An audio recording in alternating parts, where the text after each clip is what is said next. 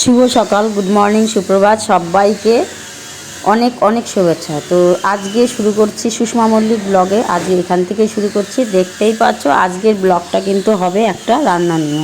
তো দেখতেই পাচ্ছ কি রান্না করব। এটা হচ্ছে পাবদা মাছ, আর এই পাবদা মাছ আজকে রান্না করব, সেটাই তোমাদের সঙ্গে শেয়ার করব কি করে রান্না করলাম। সারাদিনের ব্লগ কিছুই করিনি, শুধু রান্নাটাই তোমাদের সঙ্গে আজকে শেয়ার করব। তো আশা করছি সবাই ভালো আছো। আর দেখতেই পাচ্ছ পাবদা মাছগুলোকে আমি কেটে ধুয়ে নিয়েছি। এবারে হচ্ছে একটু নুন হলুদ মাখিয়ে দিচ্ছি, আর মশলাটাও করে নেব।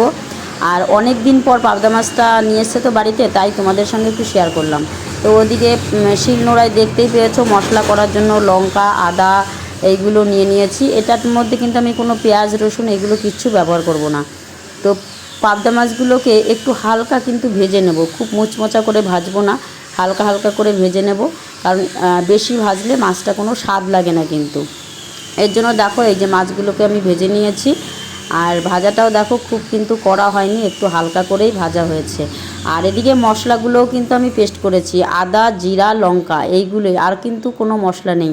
আর টমেটো আজকে ছিল না, তাই টমেটো দেইনি। তো মশলাটাকে জলে মিশেছি, আর তেলের মধ্যে একটু কালো জিরা ফোড়ন দিয়ে মশলাটাকে দেখো দিয়ে দিলাম। আর বাটিটা ধুয়ে একটু জল দেবো, তেমন কিন্তু বেশি মশলা দেইনি, একদম হালকা, দেখতেই পাচ্ছ কোনো কিছু না।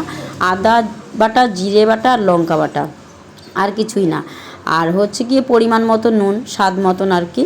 আর একটু হালকা চিনি দিয়ে দেবো, স্বাদটা একটু ভালো আসবে আর কালারটাও সুন্দর আসবে।